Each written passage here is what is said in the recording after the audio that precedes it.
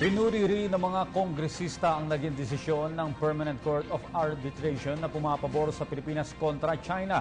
Ngunit sa kabila nito, iminungkahin ng mga mababatas na makipagnegosasyon muli sa China para naman sa karapatan sa mga islang hindi sakop ng naturang makasaysayang desisyon. May report si Jervis Manahan via phone bank. Yes, Audrey, ikinatuwa ni Davao del Norte Representative at Presumptive House Speaker Pantaleon Alvarez ang naging ruling ng Permanent Court of Arbitration o PCA pabor sa Pilipinas kahapon. Sa isang statement, sinabi niya na dapat irespeto ng China ang desisyon ng korte at dapat din silang sumunod sa makalapang settlement ng territorial disputes na alinsunod sa international law. Pag-aaralan daw ng Kongreso ang ruling ng Permanent Court of Arbitration para malaman yung mga susunod na hakbang sa issue, partikular na sa pagpapaigting ng exploration efforts sa mga teritoryo dyan at sa pagpapanatili ng kaayusan at kapayapaan sa rehiyon. Binati din ni Alvarez si Supreme Court Senior Associate Justice Antonio Carpio sa hindi matatawarang tulong niya para sa historic ruling na ito.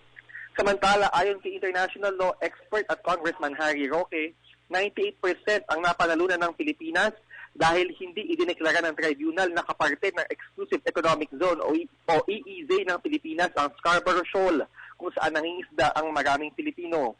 Pero sa kabila nito, sinabi naman niya na malaking tagumpay pa rin daw ito sa Pilipinas. Anya, for clarification, ang sinabi lang ng PCA o ng Permanent Court of Arbitration ay walang legal na basihan, yung historic claim ng China o yung kanilang 9-dash line. Kumbaga, hindi pa rin ito ibinibigay sa Pilipinas yung karapatan sa mga disputed territories sa Spratlys dahil wala sa jurisdiction ng International Tribunal yung mga isla. Dagdag pa ni Roque, the next step dito ay babalik ang Pilipinas sa negotiating table para naman tuluyan na makuha ang karapatan sa mga disputed territories na ito. Malayo pa raw ang tatahakin ng kaso lalo na't maraming bansa ang may interes sa territories at hindi lamang Pilipinas at China. For the meantime, ay dapat daw ideklara ang Spratlys at Scarborough na maritime reserves para mapangalagaan ang mga ito. Kabilang din sa mga pumuri sa desisyon si Congressman Carlos Isagani Zarate ng Bayan Muna. Tinawagan siya sa China na ihinto na ang pagtatayo ng military bases para hindi na umigting pa ang tensyon doon. Aniya, dapat ipagpatuloy ni Pangulong Duterte ang hakbang o mga diplomatic moves para mapatatag pa ang ating posisyon laban sa China. Yan ang latest dito sa Batasang Pambansa. Jervis Manahan, PTV News. Maraming salamat, Jervis Manahan.